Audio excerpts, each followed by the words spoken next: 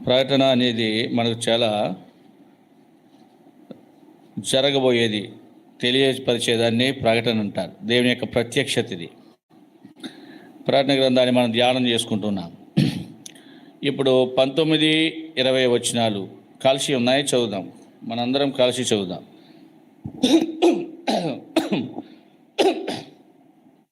ప్రకటన గ్రంథము 1వ అధ్యాయం 19, 20. కాగా నీవు చూచిన వాటిని, ఉన్న వాటిని, వీటి వెంట కలగబో వాటిని అనగా, నా కుడి చేతిలో నువ్వు చూచిన 7 నక్షత్రములను వచ్చిన మర్మమును, ఆ 7 సువర్ణ దీపస్తంభముల సంగతియు రాయము. ఆ 7 నక్షత్రములు 7 సంఘములకు దూతలు, ఆ 7 దీపస్తంభములు 7 సంఘములు. ప్రభుక సహాయం కొరకు ప్రార్థన చేసుకుంటాం.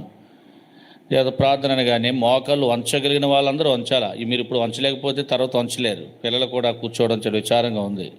చిన్న పిల్లలు, యవన పిల్లలు కూర్చుని కళ్ళు మోస్తున్నారు. అలా ఉండకండి. మోకాలు వంచండి. ప్రార్థన అనగానే ఒకవేళ మోకాల బలహీనత ఉంటే వంగవు కొంతమందికి. అలాంటి వాళ్ళు నిలబడి కళ్ళు మూసుకుంటే చాలా ఆశీర్వాదం. ప్రేమగల మా తండ్రి యేసు ప్రభువా, నీ కొందనాలు దేవా. నీ సన్నిధిలో ఆత్మతో సత్యముతో నిన్ను ఆరాధించినట్లుగా మమ్మల్ని సిద్ధపరిచారు. ఆత్మదేవుడా, మీరే మాట్లాడుతూ రండి దేవా. నీ దాసుని సిలువ చెంత మరుగు చేసుకోండి దేవా. నేను కాదు తండ్రి మాట్లాడేది, మీ స్వరం ఇవ్వండి దేవా. బోరుగా వాడుకోండి. గొంతు కొంత ఇబ్బంది పెడుతుంది, మీరే స్వస్థత అనుగ్రహించండి ప్రభువా. మరి లైవ్ను, ఈ శబ్దంత్రాలను మీ స్వాధీనంలో ఉంచుకుంటూ రండి. నీ దాసుని యొక్క కంఠాన్ని కూడా మీ స్వాధీనంలో ఉంచుకోనండి దేవా. నీ ప్రజలకు ఏ మాటలైతే అవసరమే ఉన్నవో వాటిని అనుగ్రహించుకుంటూ రండి. యేసు ప్రభువా, తిరుబడిన ఆకాశం నుంచి నీ యొక్క వర్తమానము మా కొరకు పంపించండి. వాక్యం వినిన వారమై దేవా, మరి సరి చేసుకున్న వారమై పరిశుద్ధమైన బలలో ఓ మా తండ్రి మొదటి కోరింది 11:28 ప్రకారము. కాబట్టి ప్రతి మనుషుడు తను తాను పరీక్షించుకునవలెను. అలాగూ చేసి ఆ రొట్టెని తిని ఆ పాత్రలోనిది త్రాగవలనని చెప్తున్నారు. ప్రియమైన తండ్రి, పరీక్ష చేసుకున్న వారే ఆ బలలో చేవేటి కొరకే సిద్ధపరచండి దేవా. ఈ మందిర చుట్టూ అగ్ని ప్రాకారం ఉంచండి. వేడిని చల్లార్చండి. చల్లటి వాతావరణము ఈ స్థలంలో ఉంచండి. యేసు నామములో ప్రార్థించి వేడుకుంటున్నాం తండ్రి, ఆమేన్.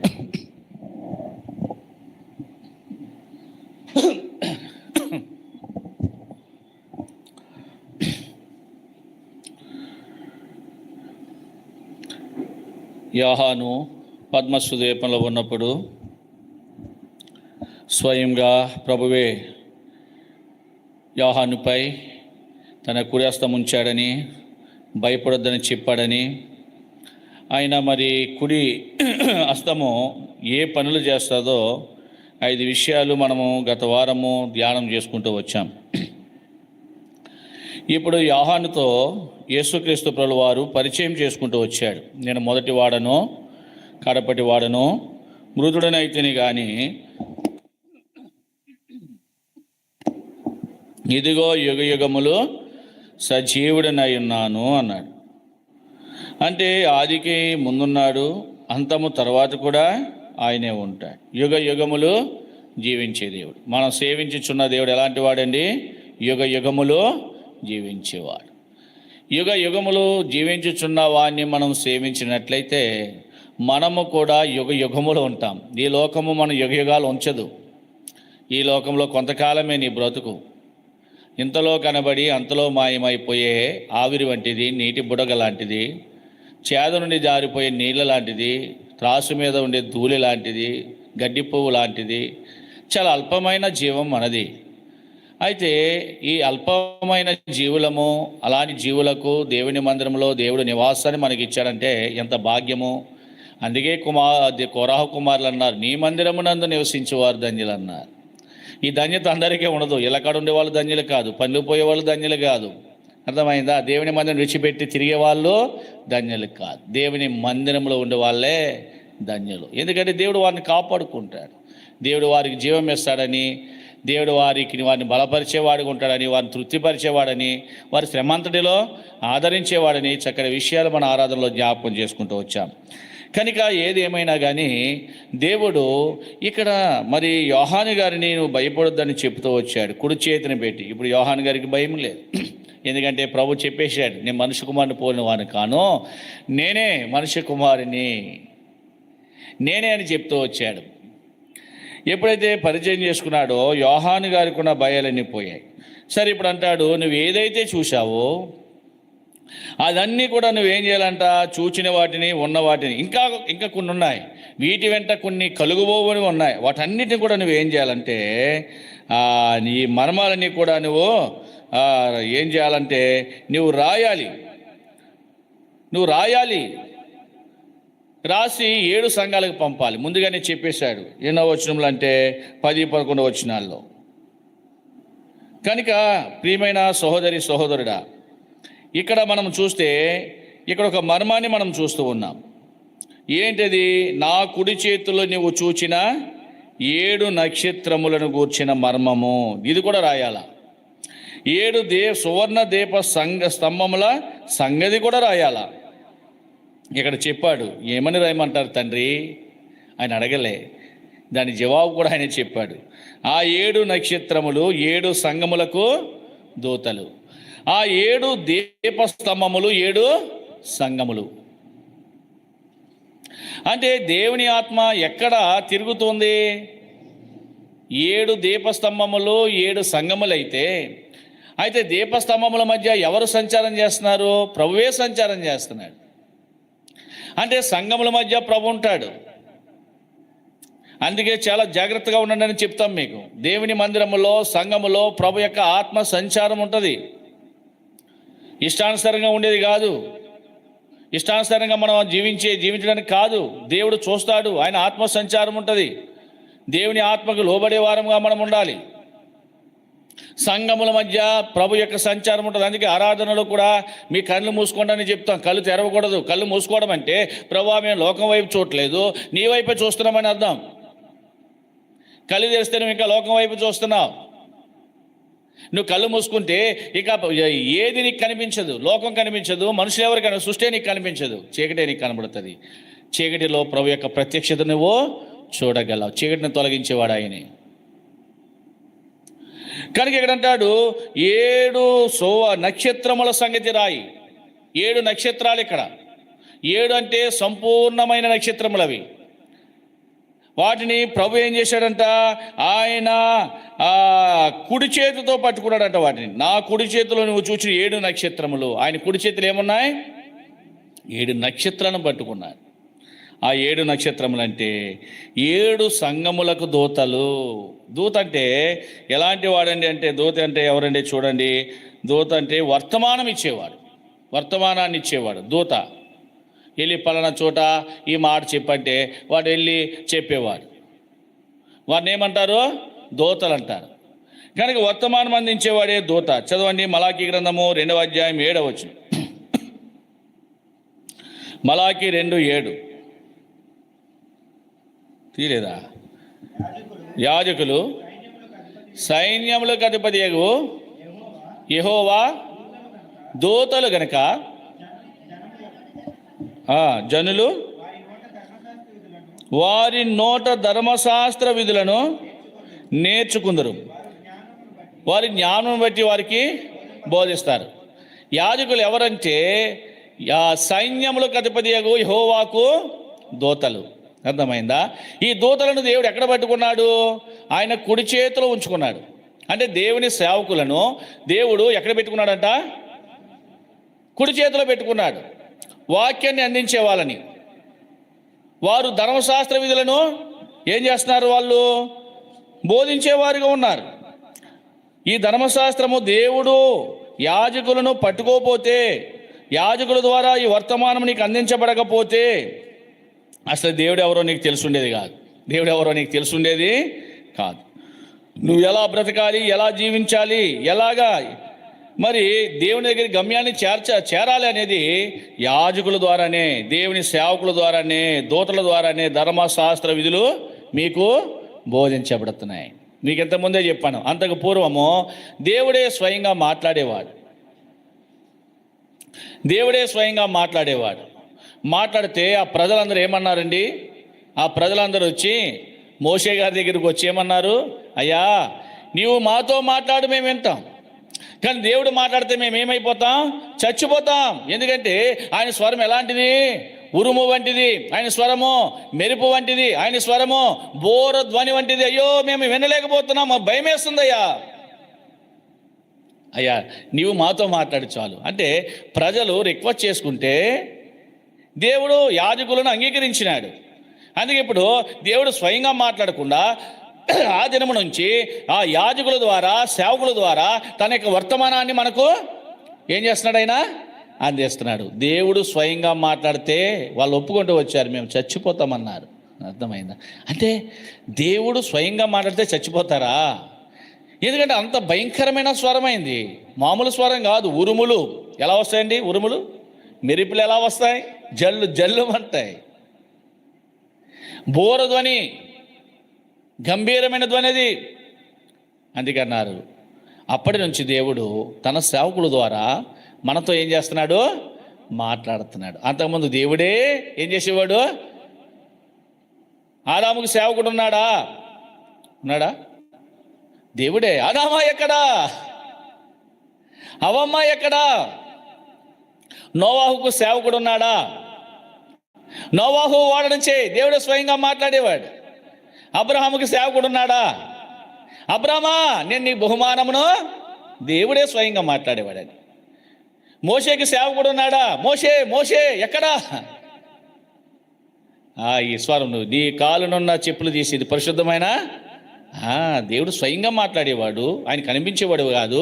అగ్ని జ్వాలల నుంచి మాట్లాడేవాడు, మెరుపుల నుంచి మాట్లాడేవాడు, ఉరుముల నుంచి మాట్లాడేవాడు. అర్థమైందా? అలా మాట్లాడేవాడు ఆయన తన ప్రజలతో. ఆ తర్వాత ఈ ప్రజల యొక్క రిక్వెస్ట్ను ప్రభు అంగీకరించేయో, వీళ్ళు భయపడిపోతున్నారు, వీళ్ళు ఎండలేకపోతున్నారు అని ప్రభు ఏం చేశాడు? వారి యొక్క మన్నన విని సేవకుల ద్వారానే. చూడండి, మనకు ఒకసారి మరలా రిపీట్ చేసుకుందాం రండి. నిర్గమాకాండము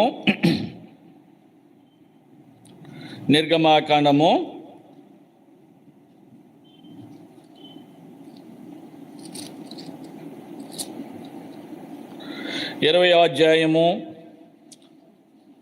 19వ వచనం చదవండి, లేక 18, 19 వచనాలు. ప్రజలందరూ ఆ ఉరుములు, ఆ మెరుపులు, ఆ బోరధ్వనియు, ఆ పర్వత ధూమమును చూచి భయపడి తొలగి దూరముగా నిలిచి మోషేతో ఇట్లనిది, నీవు మాతో మాట్లాడము, మేము విందుము. దేవుడు మాతో మాట్లాడినలా మేము చనిపోతాం. మీకు అర్థమైందా? అయ్యా నువ్వు మాతో మాట్లాడయ్యా, మేము వింటాం. నువ్వు ఏ చెప్తే అది వింటాం. ఎందుకంటే నువ్వు దేవుని దగ్గర ఏం చేస్తున్నావు?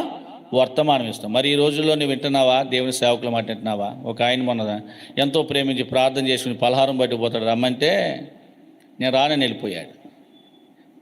ఎంత దౌర్భాగ్యమైన జీవితం అది. ఒక సేవకుడు నేను పిలిచాడంటే, ఒక సేవకుడు నీతో మరి రమ్మన్నాడంటే నువ్వు రావాల్సిందే, లోబడవలసిందే. ఊరికినే పిలవడు సేవకుడు, ఊరికినే చెప్పడి మాటలు. యాజకుడు ఎవరి చేతిలో ఉన్నాడు? దేవుని చేతిలో నక్షత్రం వలె ఉన్నాడు. ఒక సామాన్యమైన వ్యక్తిగా చూసావా? మన జీవితం ఎప్పుడు అలాగే ఉంటుంది. ఎక్కడ పడేసినామరా గొంగలంటే అక్కడే ఉంటుంది. సామాన్యమైన వ్యక్తిగా చూడకూడదు. యాజకులు వర్తమానం ఇస్తున్నారంటే ప్రభు ఇస్తున్నాడు, వాళ్ళ చేతిలో ఉన్నారు. ఇంకొందరు అంటారు మా కోసమే బోధలు చేస్తున్నాం, మా కోసమే వాక్యం చెప్తావు. మరి వాక్యం నీ కోసం కాకపోతే పక్కింటిల కోసం చెప్పమా? వాక్యం ఎవరి కోసం? ఎవరి కోసమండి వాక్యం? నీకోసమే. నీకోసం వర్తమానం వచ్చినప్పుడు వాక్యానికి దీనుడివై నువ్వేం చేయాలి? సాత్వికంతో అంగీకరించు.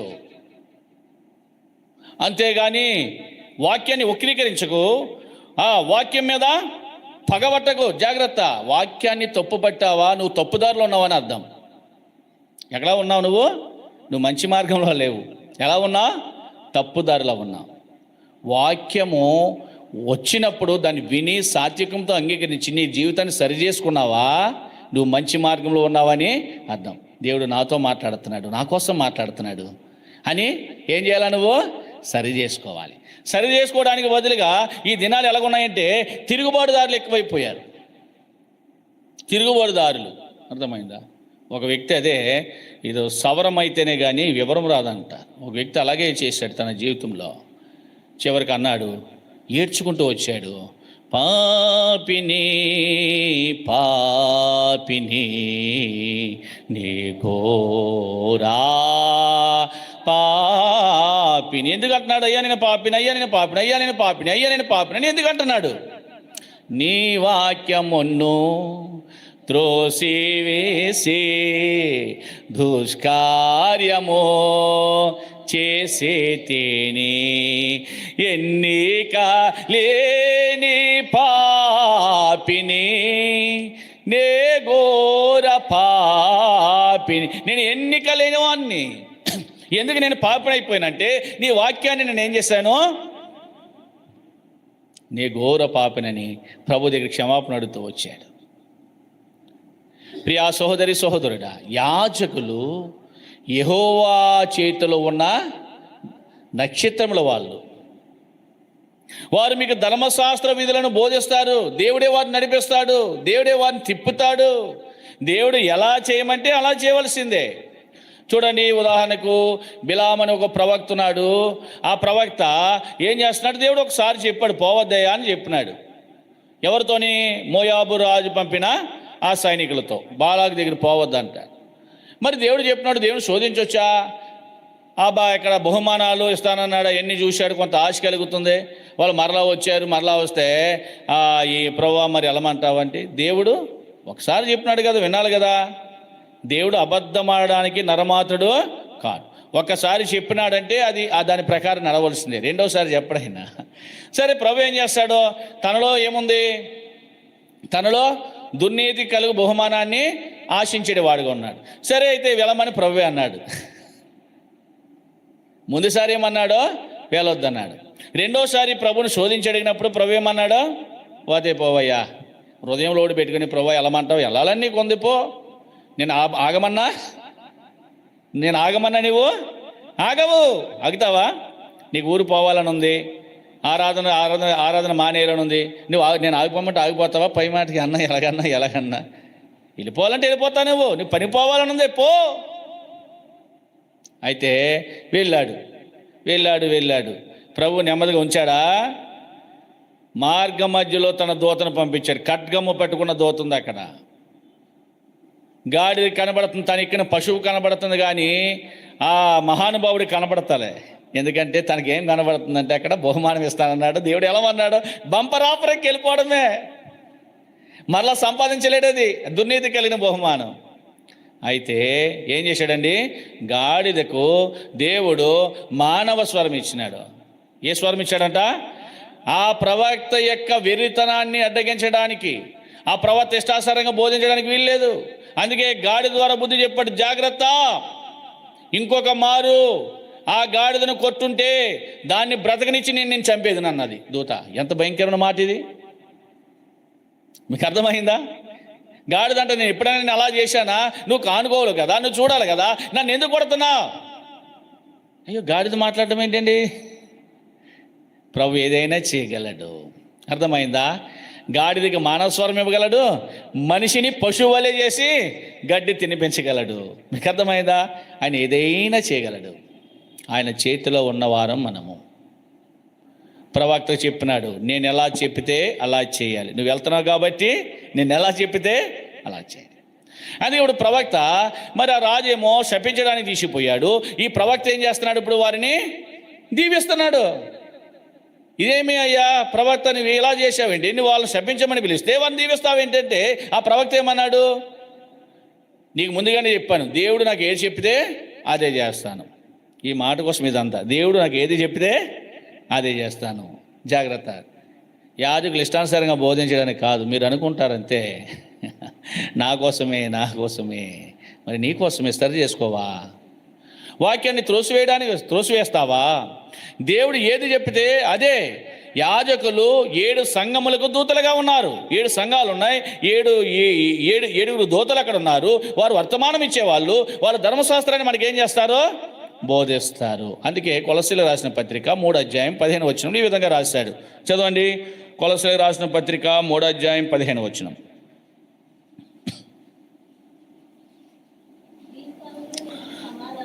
క్రీస్తు అనుగ్రహించు సమాధానమును మీ హృదయములలో ఏలుచుండనీడన్నాడు. ఎవరి సమాధానం మన హృదయంలో ఏలాలా? ఎవరి సమాధానము? నీ సమాధానం కాదు. నీకెక్కడ ఉంటుంది సమాధానము? సమాధానం అని చెప్తావు, సమాధానకర్త స్తోత్రములను పాటపడతా, కానీ నీలో సమాధానం ఉండదు. సేవకులతో సమాధానం ఉండదు, సంఘముతో సమాధానం ఉండదు, కుటుంబంలో సమాధానం ఉండదు. అర్థమైందా? ఎవరితో సమాధానం ఉండదు. కానీ ఇక్కడ ప్రభు చెప్తున్నాడు, క్రీస్తు అనుగ్రహించు సమాధానమును మీ హృదయంలో ఏం చేయాలా? ఏలాలా. అంటే సమాధానము నీ హృదయంలో ఏలుబడి చేయాలా, పరిపాలన చేయాలా. ప్రియా సహోదరుడా, మరి ఆయన సమాధానం నీకు కావాలంటే దాని ముందు ఒక వచనం రాశాడు, క్రీస్తు ప్రేమను ధరించుకుని అన్నాడు. ఏమన్నాడండి? క్రీస్తు ప్రేమను ధరించుకుని అన్నాడు. అంటే ఆయన సమాధానం మనలో ఏలుబడి చేయాలంటే క్రీస్తు ప్రేమను మనం ధరించాలా. హృదయంలో నుంచి మనం ఏం చేయాలా? సమాధానాన్ని ఏలుచుండనివ్వాలా. రెండోది చూడండి, 16 వచనం చదవమ్మా. క్రీస్తు వాక్యము అన్నమాట చదవాలా. 16 వచనం, క్రీస్తు వాక్యము మీలో సమృద్ధిగా నివసింపనీయడి. ఇప్పుడు హృదయంలో సమాధానం ఏలాలి. రెండవది, దేవుని యొక్క వాక్యము హృదయంలో ఎలా ఉండాలంట? సమృద్ధిగా ఉండాలా. సమృద్ధిగా నివసింపనీయడి అన్నాడు. ఇక్కడ కొరత ఉండకూడదు క్రీస్తు వాక్యానికి. ఈ రోజు నువ్వు కొరతగా వింటావు, అనాలోచనగా వింటావు, ఏదో 2 ముక్కలు వినేస్తావు, బయటికి వెళ్తావు, వస్తావు, చేస్తావు, ఏదో చేశాం. ఏం చెప్పాడరా అంటే, వాడు అలా అన్నాడు, కొత్తగా సినిమా రిలీజ్ అయింది, ఇద్దరు కలిపి సినిమాకి పోయినారు, సెకండ్ షో సినిమాకి వెళ్ళినారు. ఫస్ట్ అయితే బాగోదని సెకండ్ షో సినిమాకి వెళ్ళినారు. సినిమాకి పోతే సినిమాలో నిద్ర వచ్చింది, శుభ్రంగా పడుకున్నాడు. పడుకుంటే ఆడ ప్రక్కన ఇంకా చాలా బరువైన మనిషి, లావు లాంటి మనిషి ఉన్నాడు, వాడు ఈడి మీద పడుకున్నాడు. పడుకున్న తర్వాత సినిమా అయిపోయింది, ఎక్కడో అక్కడ వచ్చేసారు. 2 రోజులు నాలుంటాడు అడిగాడు, ఒరే రాత్రి సినిమాకి పోయినావు కదా, ఎలా ఉంది, నేను కూడా పోదామని అని అడిగాడు. వాడు ఒకటే సమాధానం చెప్పాడు, సినిమా బస్తా బరువంతుందన్నాడు. ఎలా ఉందంట సినిమా? ఎందుకంటే వాడు సినిమా చూస్తే కదా, వాడి మీద పడ్డవాడు లావు లాంటి మనిషి, బరువైన మనిషి, ఆడు ఈ పంత కూడా ఏమైపోయింది? ఓనమైపోయింది. సినిమాకి వెళ్ళి అదే తప్పు చేశాడు. అలాగే దేవుని మందిరానికి పోయినావు కదా, ఏమి విన్నావు అంటే, ఏదో చెప్పేసినాలే, ఏదో ప్రార్థన గ్రంథం చెప్పేసాలే, ఏదో చెప్పేసాలే. ఇంటే కదా నువ్వు ఏదో చెప్పేసాలే అంటాకి. వినాలా, వినటం వలన విశ్వాసం ఉంటుంది. మాట వినాలా, లోపడాలా. చదవండి, తిమోతికి రాసిన మొదటి పత్రిక 5వ అధ్యాయం 17వ వచనం. 1 Timothy chapter 5:17.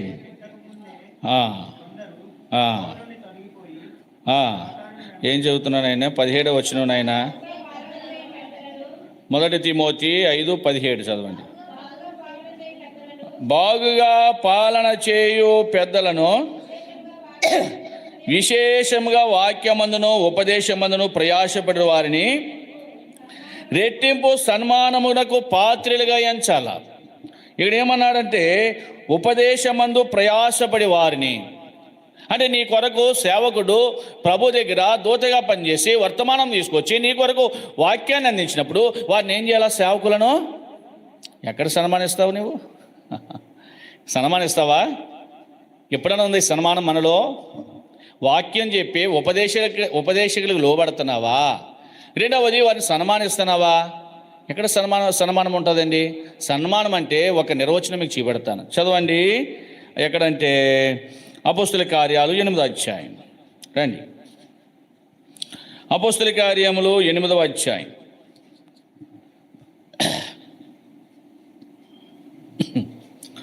29వ వచనం చదవండి. అప్పుడు ఆత్మ ఫిలిప్పుతో, నీవు ఆ రథము దగ్గరికి పోయి దానిని కలుసుకొనమని చెప్పి ఫిలిప్పు దగ్గరికి పరిగెత్తును పోయి అతడు ప్రవర్తన యెషయా గ్రంథం చదువుచుండగా విని, నీవు చదువునది గ్రహించుచున్నావా అని అడుగగా. ఇక్కడ ప్రవక్త అయిన ఫిలిప్పును మనం చూస్తున్నాం.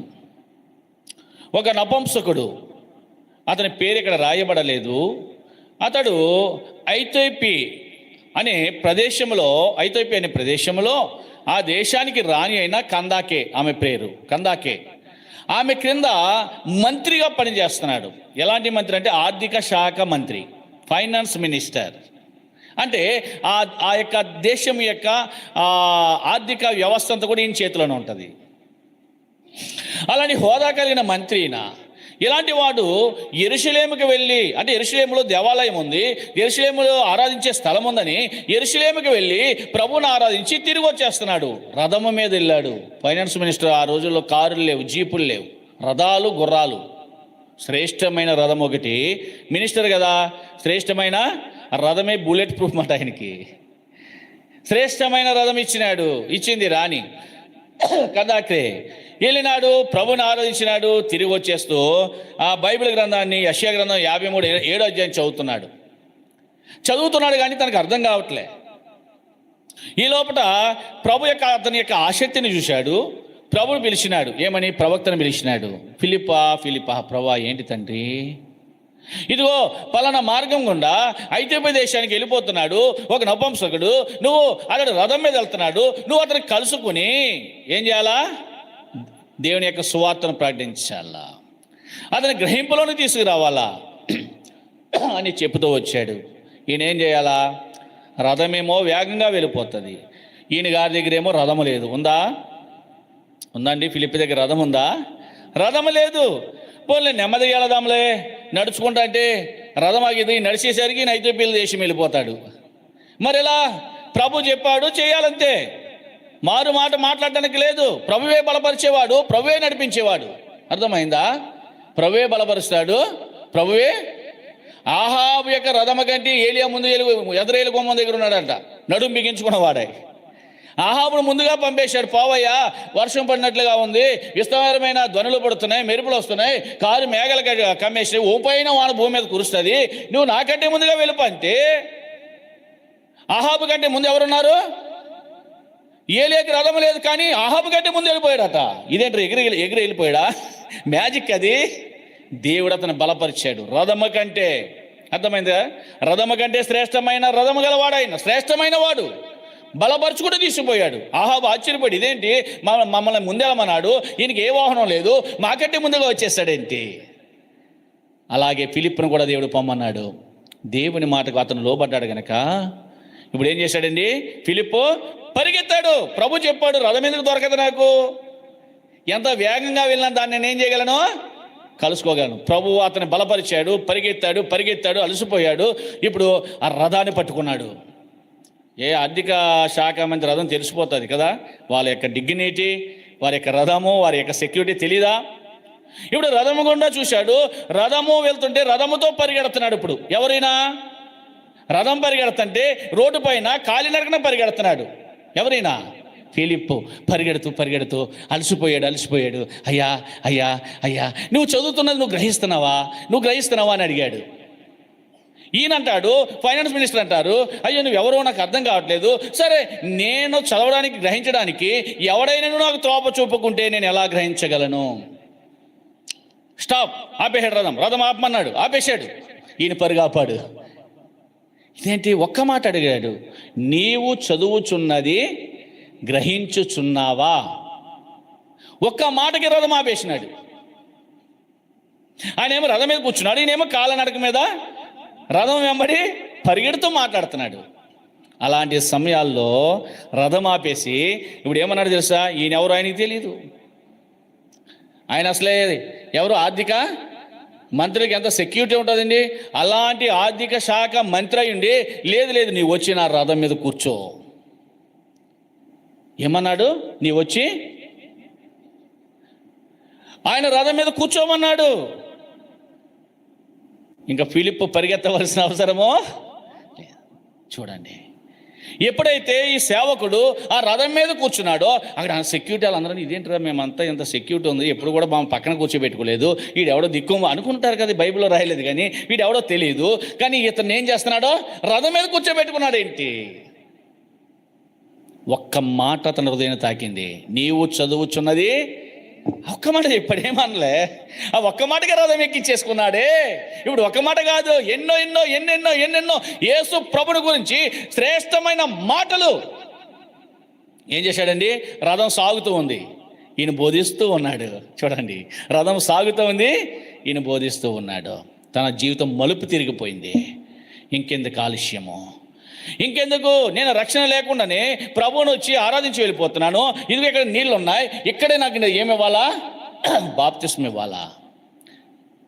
ఇప్పుడు ఫిలిప్పు నపుంసకుడు నీళ్ళలో దిగి ఫిలిప్ అతనికి బాప్తిస్మ ఇచ్చాడు. దేవుని ఆత్మ ఫిలిప్ని తీసుకుపోయింది. ఇంకెప్పుడు కనపడలేదంట ఆయనకి. మరలా ఈయన పరిస్థితి ఎలా ఉంటుంది ఇప్పుడు చూడండి. అపోస్తుల కార్యాలు 8వ అధ్యాయం రండి. అపోస్తుల కార్యాలు 8వ అధ్యాయము 39వ వచనం అందరూ చదవండి. అపోస్తుల కార్యము 8:39. వారు నీళ్ళలో నుండి వెడల వచ్చినప్పుడు ప్రభువు ఆత్మ ఫిలిప్ను కొనిపోయాను. నపుంసకుడు సంతోషించుచు తన త్రోవను వెళ్ళాను. అతడు ఫిలిప్ను మరి అన్నాడును, ప్రభు ఆత్మ ఫిలిప్ను కొనిపోయింది. నపుంసకుడు ఎలా వెళ్తున్నాడు ఇప్పుడు? సంతోషించుచు. ఇంతకుముందు సంతోషం తనకు లేదా? ఉందండి, ఉందా సంతోషము? ఇంతకుముందు సంతోషం లేదు. వచ్చాడు, ఆరాధన చేశాడు, వెళ్ళిపోతున్నాడు, అంతే. ఇప్పుడు తన జీవితంలో ఏమొచ్చింది? చెప్పనసఖ్యమును మహిమాయుక్తమైన సంతోషముతో తన త్రోవను వెళ్ళడానికి కారణం ఏంటి? మీరు ఇప్పుడు చెప్పండి. నపుంసకుడు సంతోషముతో తన త్రోవను వెళ్ళడానికి కారణం ఏంటి? గ్రహించేశాడా? మంచిదే, గ్రహించలేదు నేను చెప్పడంలే. ఇంకా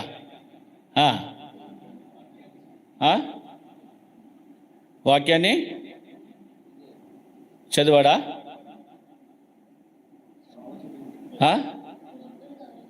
అది చక్కగా చెప్పింది. సువర్ణరత్నం చాలా కాలం తర్వాత దొరికింది మాకు. దేవుని సేవకుని తనతో సమానిగా చేసుకున్నాడు. మన సబ్జెక్ట్ ఏంటంటే, యాజకులు యెహోవా దూతలు 7 నక్షత్రములు పట్టుకున్న 7 దూతలు ప్రభు చేతిలో ఉన్నారు. ఈ దూతలు ఎవరు? వెళ్ళు వర్తమానము అంటే ప్రభు సన్మానించిన వ్యక్తులను, ప్రభు కొరకు ఏర్పరచబడిన సేవకులను తనతో సమానిగా రథం మీద కూర్చోబెట్టుకున్నాడు. అది చెప్పట్లేదు మీరు ఎవరు కూడా. మీరు చేస్తే కదా, ఏదైనా విజిట్కి వస్తే ప్రైజ్లాడు వీళ్ళదా ఒక చాపు నువ్వేమో మా కుర్చీ మీద కూర్చుంటావు, నువ్వు చాపు కూడా వేయవు. ఎవరికి? సేవకుడికి. అది మనం చేస్తే కదా. ఎంతవరకు నువ్వు గౌరవిస్తున్నావు? ఈరోజు విజిట్కి వస్తానంటే ఏదో చెప్తావు, సాగు చెప్తావు.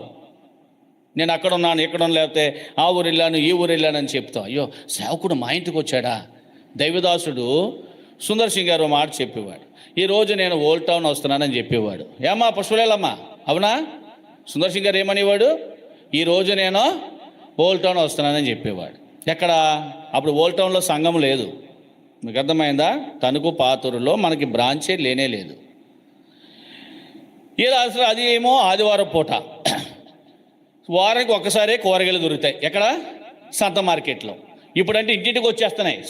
సెల్ఫ్ అయిపోయింది కదా. కూరగాయలు ఇంటింటికి వచ్చేస్తున్నాయి. కూరగాయల కొట్లు పెరిగిపోయాయి. కానీ కాయగూరలు కొనాలన్నా, మాంసం ఇలాంటివి నీసు కొనాలంట శ్రేష్టమైనది ఆదివారమే చవక, ఆదివారమే ఎక్కువ దొరుకుతాయి. వారానికి సరిపడంగా బజారు బట్టలో పట్టిపోయి సంత చేసుకుని వచ్చేవారు వీళ్ళు. ఓ పక్కనేమో ఎవరు వస్తారని కౌరు పెట్టాడు. ఏం చేయాలి వీళ్ళు? బుట్టలో పట్టుకుని వెళ్ళాలా లేదా చెప్పండి. వెళ్ళకపోతే వారం అంతా ఏముండదు. కాయగూరలు దొరకవమ్మా పిల్లలు, మీకు ఎవరికి తెలియదు. నేను ఎరిగిన సత్యం చెప్తున్నాను. ఆదివారం ఒక్క రోజు సంత మార్కెట్కి పోతే వారం అంతా కాయగూరలు దొరకవు. ఊరు మధ్యకి రావు, కొట్లు లేవు. ఆ దినాల్లో అమాయకం జీవితాలే అన్నీ కూడా బాగుండేవి. బజార్లు మానేసి అలా కూర్చుండేవారండి, పస్తుండేవారు. ఆ వారం అంతా ఏంటి? ఎండుమిరగల పచ్చడే, పచ్చిమిరగల పచ్చడే. ఎవరు చేస్తున్నారు ఇప్పుడు? ఎండుమిరగల పచ్చడి, పచ్చిమిరగల పచ్చడి, చింతపండు చారు. ఎవరు పెడుతున్నారు ఇప్పుడు? డైలీ ఏముండాలా? మసాలాలు ఉండాలా, మసాలా కూరలు ఉండాలా. అలాగే తినేవారండి. ఒక సేవకుడు వస్తున్నాడంటే వాళ్ళ సంతలు మానేసి పస్తులుండి వారమంతా పస్తుండి సేవకుని గౌరవించేవారు వాళ్ళు.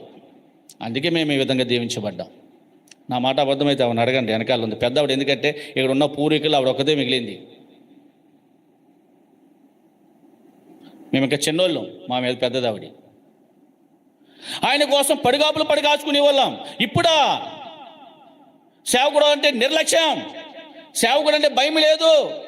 ఎందుకు వస్తున్నాడో కూడా నీకు గ్రహింపలేదు. నువ్వు వేసే పైసల కోసం వస్తున్నాడు ఆ సేవకుడు. ఓ3 రేపురా అని బోర్డు ఒకటి పెట్టేవారు, గుర్తుందా మీకు? తలుపుల మీద రాసేవారు. ఏంటది? ఓశ్రీ రేపరా అంటే రేపు వస్తుంది అంట. అదో మూఢనమ్మకం, దెయ్యం అది. ఈరోజు ఖాళీ లేదు, రేపురా. ఏంటది? సేవకుడు అంటే చులకనైపోయాడా? సేవకుని ఆ విధంగా నువ్వు సన్మానిస్తావా? సేవకుని అలా ప్రేమిస్తావా? సేవకుడు అంటే గౌరవం లేదా? అసలు నీ ఇంటికి వచ్చి దర్శిస్తే నీకు ఎంత ఆశీర్వాదం అనేది కొంత ఆలోచన నీకుందా? ఒక ఫైనాన్స్ మినిస్టర్, ఆర్థిక శాఖ మంత్రి ఏం చేశాడండి? దైవ సేవకుని తనతో సమానునిగా రథం మీద కూర్చోబెట్టుకున్నాడు. అంతేగాని పరిగెత్తేవాని పరిగెత్తనిచ్చాడా? లేదు. రథం ఆపు,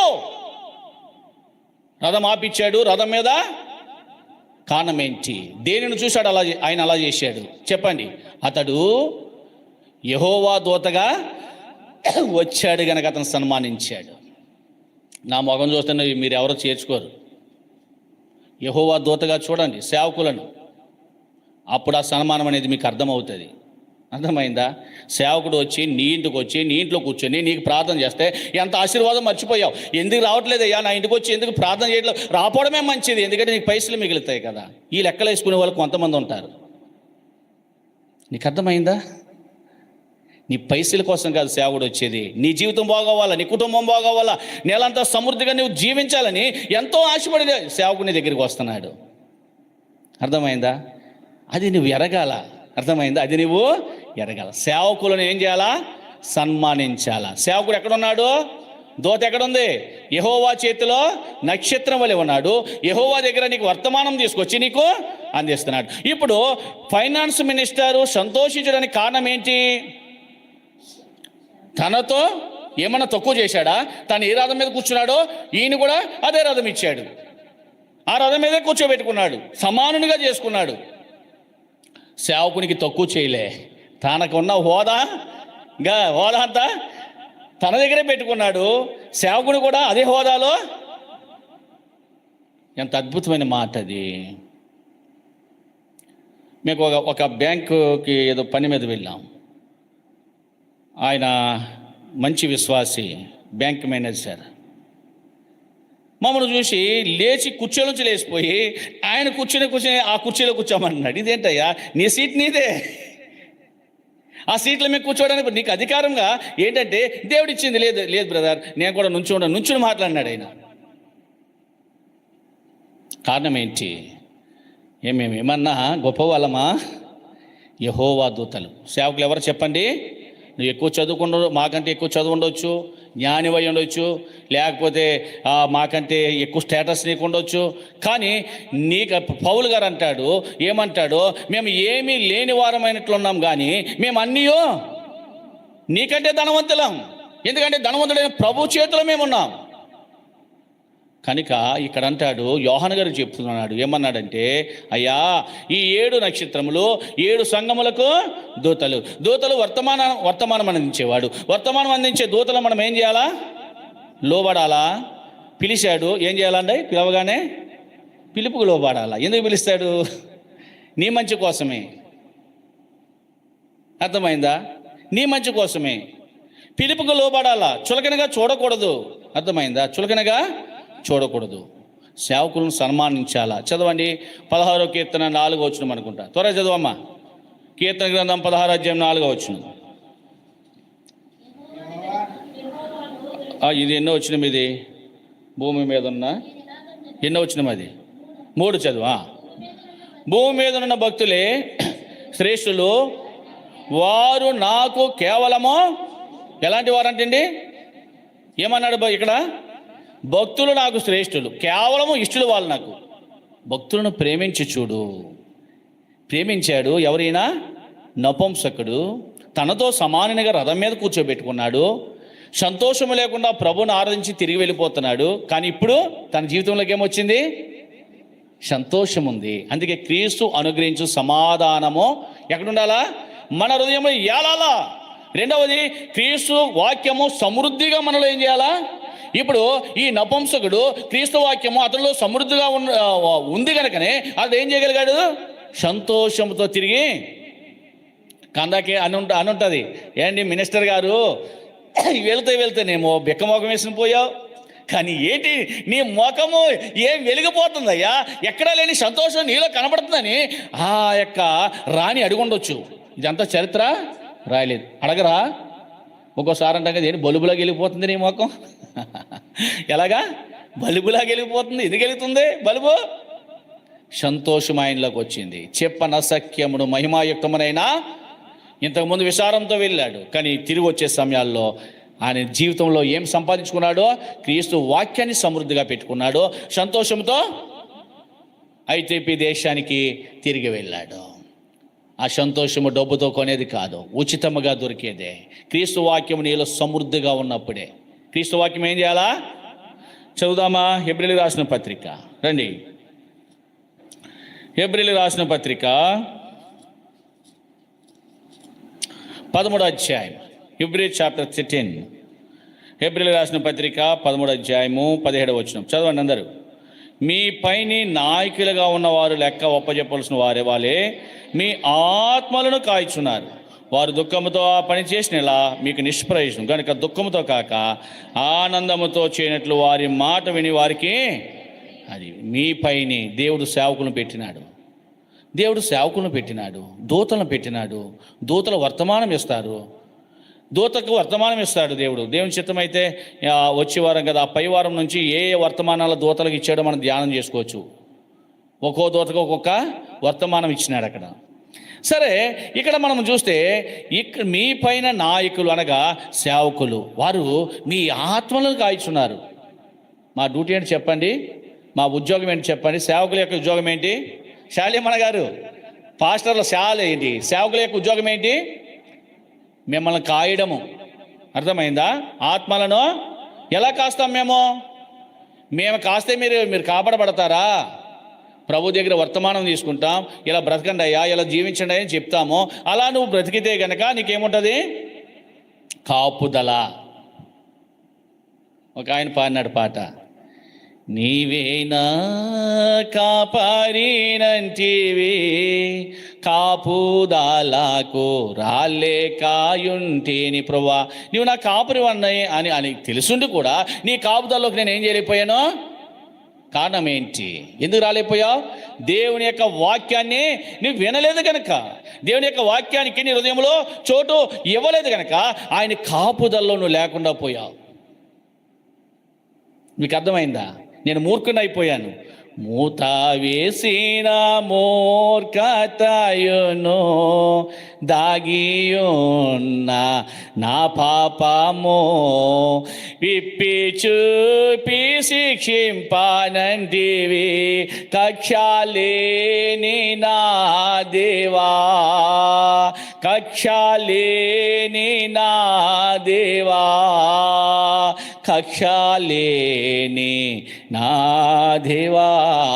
ప్రార్థనలో మొర్రపెట్ట వింటివి నాది నా ధ్వని, ప్రార్థనలో మొర్రపెట్ట వింటివి నాది నా ధ్వని, అందుకేనే పాడేదా కీర్తించెదా దేవాని తలంపులు నా.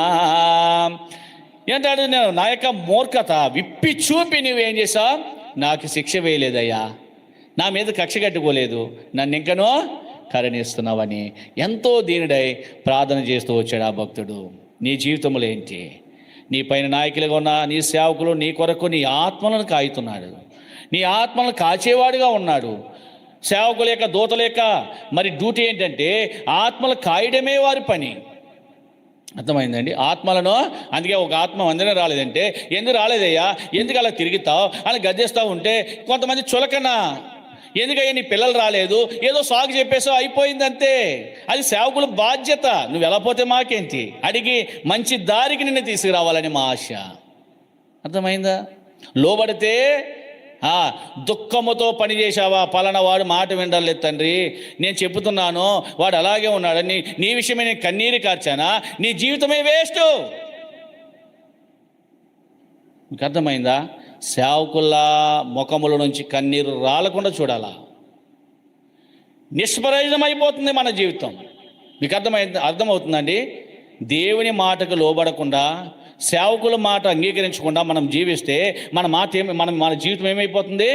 నిష్ప్రయోజనము.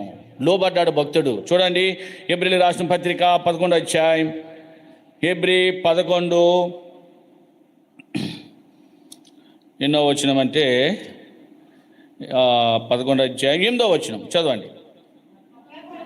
అబ్రహాము పిలువబడినప్పుడు విశ్వాసం బట్టి ఆ పిలుపునకు లోబడి. అబ్రహాం ఏం చేశాడండి? ఏం చేశాడు? భక్తుడైన అబ్రహాము గారు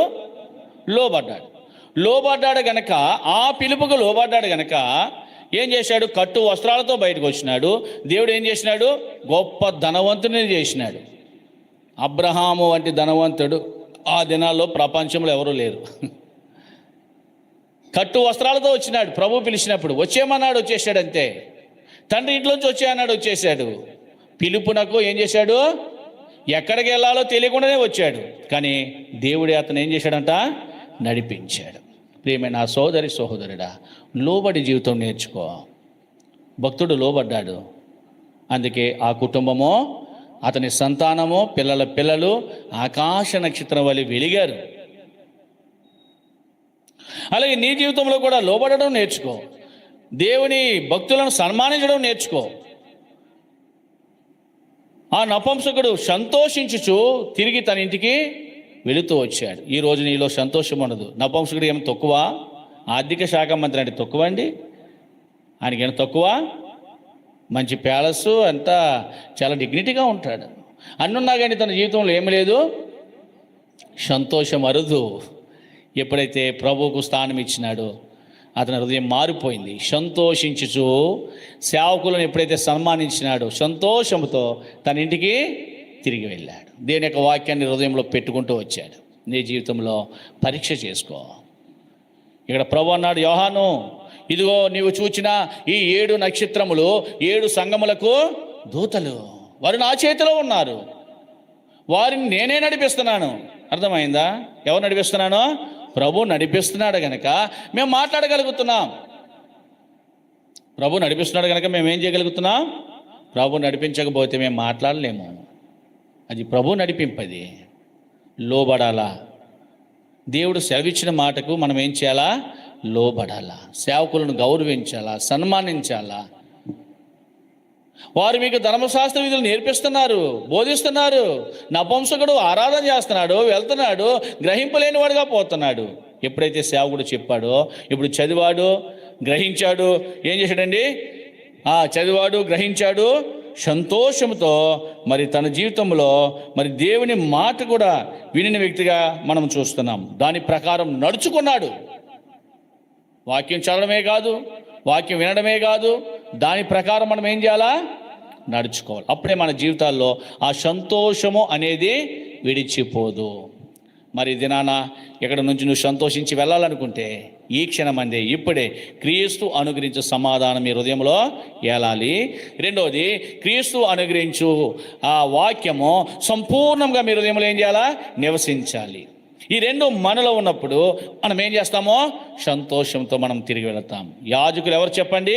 యెహోవా దూతలు. 7 నక్షత్రములు 7 దూతలు. అవి ప్రభు చేతిలో ఉన్నవి. ప్రభు చేతిలో ఉన్నవి. ఆ యాజకులే లేకపోయి ఉంటే, ఆ వర్తమానం ఇచ్చేవాళ్ళు లేకపోయి ఉంటే ఈరోజు నీకు వర్తమానం అందుండేది కాదు. ఆనాడు ఇశ్రాయేలు ప్రజలు రిక్వెస్ట్ చేసుకుంటూ వచ్చారు, అయ్యా స్వయంగా నువ్వు మాట్లాడితే మేము వినలేకపోతున్నా, నువ్వు మాట్లాడితే నిజంగా చచ్చిపోతాం, మేము బ్రతకాలని మాకు ఆశ ఉంది కనుక సేవకుల ద్వారా మాట్లాడయ్యా అని వారు ఏం చేసినారు? మోషే గారిని మొరపెట్టుకుంటూ, నువ్వు చెప్పయ్యా, ప్రభువు చెప్పయ్యా, నువ్వు మాట్లాడే సరిపోతుంది, నువ్వు ఏది చెప్తే అది వింటాం, నువ్వు ఏది చెప్తే నువ్వు వెళ్ళి ప్రభుతో మాట్లాడు, ఆ మాట్లాడుకొచ్చి మాతో చెప్పు, మేము వింటాము.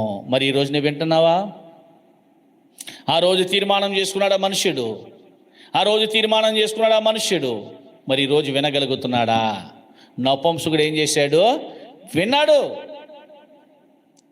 గ్రహించాడు, చదివాడు, తర్వాత ఏం చేశాడని దాని ప్రకారము నడుచుకున్నాడు. అందుకే సంతోషంతో తిరిగి వెళ్ళాడు. కనుక ప్రభువు మరి మన జీవితంలో అలాంటి సంతోషాన్ని ఇవ్వాలని ఆయన ఆశపడుతున్నాడు. ఈ విషయం అంతటిని కూడా భక్తుడైన యోహానికి దేవుడు పద్మస్సు ద్వీపంలో ఆ దూత గురించి చాలా తేటగా ఏం చేసినాడు, చెబుతూ వచ్చాడు.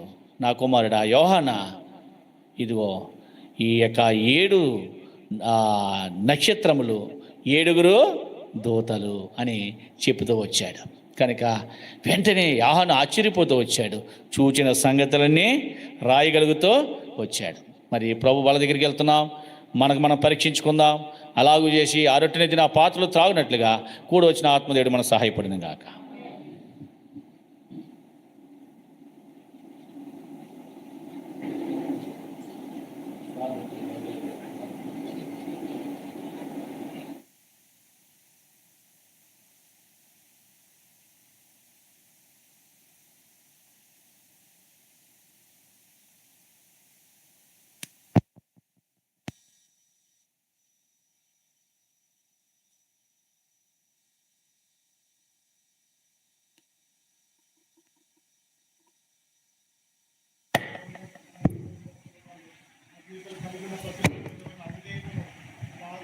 మీ పాదాల చెంత ఒప్పుకుని ప్రభు సరి చేసుకుని ప్రభా అని బల్ల చేయమైనట్లు కృపదయ చేయమని యేసు ప్రభు వారి ఘనమైన నామములో ఈ కొద్ది ప్రార్థన మీకు సమర్పిస్తున్నాను తండ్రి. ఆమె నేర్చుకుని ప్రధాన చెల్లించి దాన్ని విరిచి మీ కొరకే నా శరీరము నన్ను జ్ఞాపకం చేసుకుంటే దీన్ని చేయడం చెప్పిన దయలు తండ్రి, నీ ప్రేమ కొరకు వందనాలు. నీ మరణ మరి జ్ఞాపకం చేసుకుంటున్నాం. మా కొరకు చనిపోయారు, పాతి పెట్టబడ్డారు, తిరిగి లేచారు. దేవా, మరి యాజకులను మరి దూతలను మీ చేతిలో పెట్టుకున్నారు. దూత ద్వారా మాకు వర్తమానం ఇస్తున్నారు. దేవా, నిజంగా మీరు స్వయంగా మాట్లాడితే నాడు ఇశ్రాయేలు ప్రజలే వినలేకపోయారు, భయపడిపోయారు, చచ్చిపోతామన్నారు. దేవా, ఈరోజు మేమంతా బ్రతుకుతున్నామంటే నీ వాక్యం ద్వారా, సేవకుల ద్వారా అందించబడిన నీ మాటల ద్వారానే. దయగల తండ్రి, నపుంసకుడు తన జీవితంలో మరి ఏ విధంగా సేవకులను ప్రేమించాడు, రథం మీద కూర్చోబెట్టుకున్నాడు, సమానిగా చేసుకున్నాడు. ప్రియమైన తండ్రి, ఆ విధముగానే దేవా మరి యొక్క నపుంసకుని యొక్క జీవితం ద్వారా మా మంటి బ్రతుకులు కూడా మీరు వెలిగించినందుకే నీకు వందనాలు. మరి మా జీవితాల్లో సేవకులను ఎలా ప్రేమిస్తున్నాం, ఎలా చూస్తున్నాం, ఎలా గౌరవిస్తున్నాం.